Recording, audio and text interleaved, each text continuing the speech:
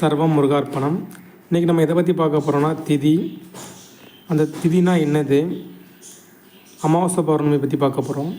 ஒவ்வொரு ராசி கட்டத்துக்கும் அதிபதி யார், எப்படி அவங்க அந்த வீட்டுக்கு அதிபதியானாங்க அப்படிங்கிறதெல்லாம் இன்றைக்கி நம்ம பார்க்க போகிறோம். வீடியோக்குள்ளே போகிறதுக்கு முன்னாடி லைக் பண்ணாதவங்க லைக் பண்ணிடுங்க, சப்ஸ்கிரைப் பண்ணாதீங்க சப்ஸ்கிரைப் பண்ணி வச்சுக்கிடுங்க. திதினா என்னென்னா ஷார்ட்டாக சொல்லணும், சூரியனும் சந்திரனும் உள்ள தூரம் தான் திதி. அதாவது சூரியனுக்கும் சந்திரனுக்கும் உள்ள இடைப்பட்ட தூரம் தான் திதி. இதில் அமாவாசைன்னா சூரியன் சந்திரனும் ஒரே இடத்துல இருப்பாங்க. பௌர்ணமின்னா ரெண்டு பேரும் ஆப்போசிட் இருப்பாங்க. இதை உங்களுக்கு தெளிவாக சொல்லணும்னா, இப்போ அமாவாசை அன்னைக்கு சூரியன் சந்திரன் நம்ம ஒரே இடத்துல இருக்குன்னு பார்த்தோம்.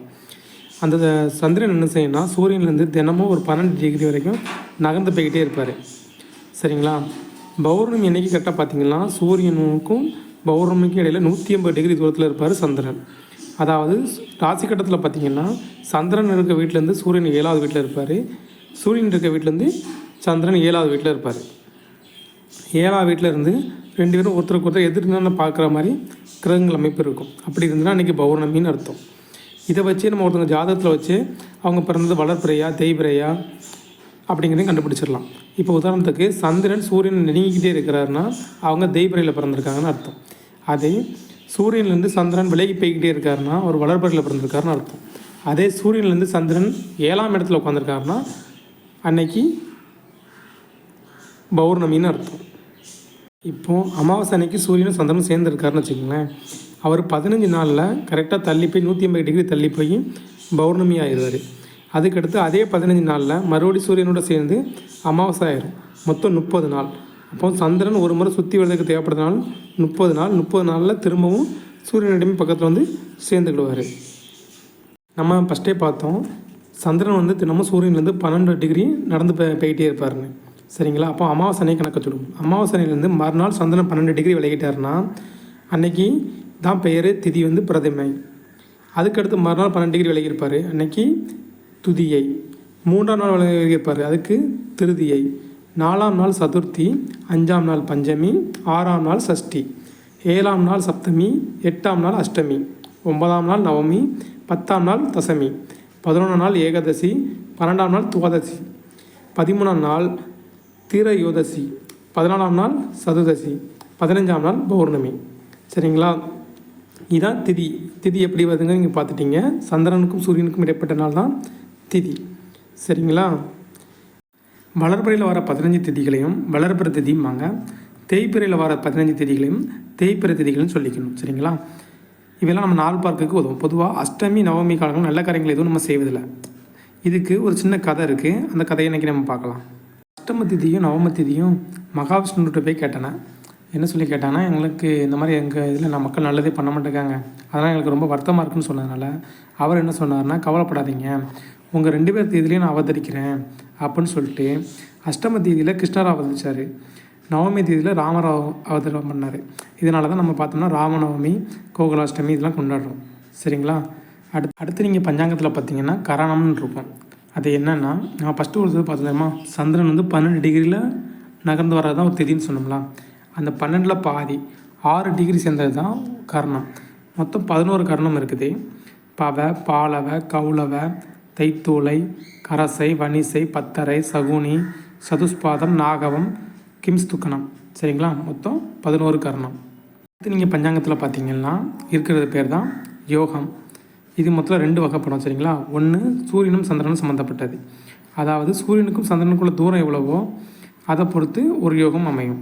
சரிங்களா? இது மொத்தம் 27 யோகம் இருக்குது. சரிங்களா? அவை என்னென்னு பார்த்துக்கலாமா? பிசகம்பம், பிருத்தி, ஆயுஷ்மான், சௌபாக்கியம், சோபனம், அதிகண்டம், சுகர்மம், திருதி, சூலம், கண்டம், விருதி, துருவம், வியாகதம், கர்சனம், வஜ்ரம், சித்தி, பியதிபாதம், வெறியான், பரிகம், சிவம், சித்தம், சாத்தியம், சுபம், சுப்ரம், பிராமியம், ஜந்தரம், வைத்திருதி. 2வது யோகம் என்னமுன்னா, இது சந்திரனையும் நட்சத்திரத்தையும் பொறுத்து வரும். சரிங்களா? இது எப்படி கணக்கிடுதுன்னு பார்த்துக்கலாம். உதாரணமாக திங்கக்கிழமை அன்னைக்கு அஸ்வினி, பரணி, திருவாதிரை, பூசம், ஆயில்யம், பூரம், உத்திரம், ஹஸ்தம், அனுசம், கேட்டை, மூலம், அவிட்டம், சதயம், உத்திராடாதி, ரேவதி, இந்த 15 நட்சத்திரங்கள் வரும்னா அன்னைக்கு சித்த யோகம்னு அர்த்தம். சரிங்களா? அடுத்து ரோகிணி, மிருகசிரிசம், புனர்பூசம், சுவாதி, திருவோணம் ஆகிய 5 நட்சத்திரங்கள் வந்தால் அன்னைக்கு அமிர்த யோகம். அப்புறம் மீதமுள்ள நட்சத்திரங்கள் நம்ம பார்த்தோம்னா கார்த்திகை, சித்திரை, மகம், விசாகம், பூராடம், உத்திராடதம், புரட்டாதை ஆகிய 7 நட்சத்திரங்கள் வரும். இதுக்கு வந்துங்கன்னா மரண யோகம்னு அர்த்தம். அன்னைக்கு சித்த யோகத்துலேயும் அமிர்த யோகத்தில் நம்ம நல்ல காரியங்கள் பண்ணலாம். ஆனால் மரண யோகத்தில் எப்போவுமே நல்ல காரியம் பண்ணவே கூடாது. இப்போ 12 ராசிகள் எவைன்னு பார்க்கலாம். அதில் வந்து உங்களுக்கு சிம்பிள் காட்டியிருக்கோம் பார்த்துடுங்க. ஃபஸ்ட்டு செம்பரியாட்டிலேருந்து மீனில் முடியும். சரிங்களா? ஃபஸ்ட்டு செம்பரியாடு சின்னம் போட்டிருக்குதுன்னா மேசம், அடுத்து இருக்கிறது ரிஷபம், அதுக்கடுத்து மிதுனம், அதுக்கடுத்து கடகம், அதுக்கடுத்து சிம்மம், அதுக்கடுத்து கன்னி, அதுக்கடுத்து துலாம், அதுக்கடுத்து விருச்சகம், அதுக்கடுத்து தனுஷ், அதுக்கடுத்து மகரம், அதுக்கடுத்து கும்பம், அதுக்கடுத்து மீனம். இவங்களோட அதிபதி யாருன்னு இப்போ பார்க்கலாம். இப்போ அந்த 12 ராசியோட அதிபதி மேசம் செவ்வாய், ரிஷபம் சுக்கிரன், மிதுனம் புதன், கடகம் சந்திரன், சிம்மம் சூரியன், கன்னி புதன், துலாம் சுக்கிரன், விருச்சகம் செவ்வாய், தனுசு குரு, மகரம் சனி, கும்பம் சனி, மீனம் குரு. இதில் வந்து சூரியனுக்கும் சந்திரனுக்கும் தவிர எல்லாத்துக்கும் ஒரு வீடு இருக்கும். ராகுக்கு இதுக்கு வீடு இருக்காது. சரிங்களா? நீங்கள் அதில் பார்த்தீங்கன்னா தெரியும் எந்தெந்த பகவான் எப்படி இருப்பாங்கிறதையும் அந்த ஃபோட்டோலாம் காட்டியிருக்கிறேன். அது ஏன் ராகுக்கு எதுக்கு வீடு இல்லை, ஏன் சந்திரன் சூரியனுக்கு ஒரு வீடு தான் இருக்குது அப்படிங்கிறத ஒரு கதை இருக்குது. அந்த கதை மூலமாக நம்ம பார்த்துக்கலாம். ஃபஸ்ட்டு வந்து கும்பத்துலேருந்து கடகம் வரையிலான 6 வீடுகளும் சந்திரனுக்கு தான் சொந்தமாக இருந்துச்சு. அதே போன்று சிம்மத்திலேருந்து மகரம் வரைக்கும் உள்ள வீடுகள் சூரியனுக்கு சொந்தமாக இருந்துச்சு. சரிங்களா? இல்லை மற்ற கிரகங்களுக்கு வீடு இல்லாமல் இருந்துச்சு. உடனே புதன் போய் சந்திர பகவான்கிட்ட முதல்ல கேட்டார், உனக்கு 6 வீடு இருக்கிறனால எனக்கு ஒரு வீடு கொடுன்னு சொல்லி கேட்டார். அதனால் கடகத்துக்கு பக்கத்தில் இருக்க வீடு என்னென்னு பார்த்தீங்கன்னா மிதுனம், அதை புதனுக்கு கொடுத்தாரு. உடனே சூரியன்கிட்ட போய் இவர் 100 வீடு கேட்க அவர் சிம்மத்துக்கு பக்கத்தில் இருக்க வீடு என்னன்னு கேட்டிங்கன்னா கன்னி, அவரும் அந்த வீடை கொடுத்தாரு. சரிங்களா? அப்போ புதனுக்கு 2 வீடுகள் ஆச்சு. அதுக்கு அடுத்து சுக்கிர பகவான், அவர் சும்மா இருப்பாரா?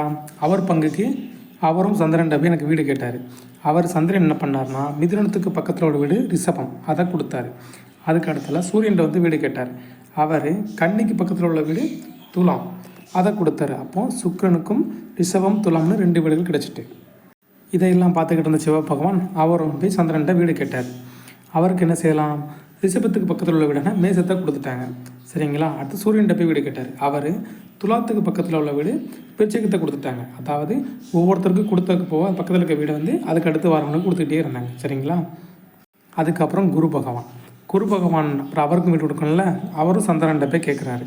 அப்போ அவருக்கு என்ன வீடு கொடுக்குறாங்கன்னா மீசத்துக்கு பக்கத்தில் வீடான மீனத்தை எடுத்துக்கொள்ளுமாறு சந்திரன் சொல்லிட்டாரு. அதுக்கடுத்து சூரியன்கிட்ட போய் கேட்காரு. அவரும் விருச்சிகத்துக்கு பக்கத்திலான வீடு ஒரு வீடு இருக்குது, தனுசு வீடு, அந்த வீடை நீங்கள் வச்சுக்கிடுங்கன்னு சொல்லிட்டாரு. சரிங்களா? அவருக்கும் இப்போ 2 வீடாச்சு. என்னெல்லாம்னா மீனமும் தனுசும் குருவோட வீடாகிடுச்சு. அப்புறம் ஒரு முக்கியமான ஆள், அவர் தான் சனீஸ்வரன். அவருக்கு வீடு வேணும்ல, அவரும் போய் சந்திரன்கிட்ட போய் வீடு கேட்காரு. அவர் என்ன சொல்கிறாரு? மீனத்துக்கு பக்கத்து வீடான கும்பத்தை வச்சுக்கன்னு சொல்லிட்டாரு. சூரியன்கிட்ட போய் கேட்காரு. சூரியன் என்ன சொல்கிறாரு? தனுசுக்கு பக்கத்து வீடான மகரத்தை வச்சுக்கிறாரு அப்படின்ட்டார். அதாவது மகரமும் கும்பமும் சனியோட வீடாக மாறிடுது. சரிங்களா? இந்த மகரம் கும்பம் மட்டும் பக்கத்தில் இருக்கும், சனீஸ்வரன் மட்டும் வீடு. சரிங்களா? அவர் கடைசியாக கேட்டதுனால. இதுக்கு அடுத்தும் கடைசியில் 2 பேர் வராங்க. அவங்க தான் யாருன்னா ராகு கேதுக்கள். இவங்க 2 பேரும் போய் அதே சூரியன் சந்திரன்கிட்ட போய் கேட்குறாங்க, எங்களுக்கும் ஆளுக்கு ஒரு வீடு தாங்கங்கிறாங்க. ஆனால் என்னாச்சு? இருந்த எல்லா வீடையும் கொடுத்தாச்சு. இப்போ இவங்களுக்குமே அவங்களுக்குள்ள ஒவ்வொரு வீடு மட்டும்தான் இருக்குது. சிம்மத்துக்கு சூரியனும் கடகத்துக்கு சந்திரன வீடு மட்டும்தான் இருக்குது. கொடுத்த வீடை வாங்க முடியாது. அதனால் என்ன பண்ணலான்னு சூரியன் சந்திரன் யோசிச்சு என்ன சொல்கிறாங்கன்னா, ஜாதக கட்டத்தில் நீங்கள் எந்த வீட்டில் இருக்கீங்களோ அந்த வீடை உங்கள் சொந்த வீடை நீங்கள் பயன்படுத்திக்கலாம் அப்படின்னு சொல்கிறாங்க. அதாவது இப்போ உதாரணத்துக்கு தனுசு ராசியில் ராகு மட்டும் தனிச்சிருக்காரு, அங்கே குரு பகவான் இல்லாமல் ராகு இருக்காருன்னா, ராகு அந்த குரு என்ன பலன் செய்யக்கூடிய பலன் செய்யுமோ அதே பலனை அவர் சாரத்துக்கு ஏற்றால நல்லதோ கெட்டதோ கண்டிப்பாக செய்வார். அதாவது ராகு கேதுக்கள் எங்கே எந்த வீட்டில் இருக்காங்களோ அந்த கிரகத்தோட பலனையே அவங்க திருப்பி செய்வாங்க. சரிங்களா? இந்த கதையை நீங்கள் நல்லா ஞாபகம் வச்சுக்கிட்டிங்கன்னா உங்களுக்கு கிரகங்கள் யாரோட வீடு எதில் இருக்குது, அது எப்படி வந்துச்சு, என்னென்ன கிரகங்கள் எங்கெங்கே இருக்கும் அப்படிங்கிறத நீங்கள் நல்லா ஞாபகம் வச்சுக்கலாம். சரிங்களா? உங்களுக்கு இந்த வீடியோ ரொம்ப பிடிச்சிருந்தாலும் இல்லை சிவபெருமான் உங்களுக்கு ரொம்ப பிடிக்கினாலும் லைக் பண்ணிவிட்டு சப்ஸ்கிரைப் பண்ணிவிட்டு கமெண்டில் சொல்லுங்கள். சரிங்களா? சர்வம் முருகார்ப்பணம்.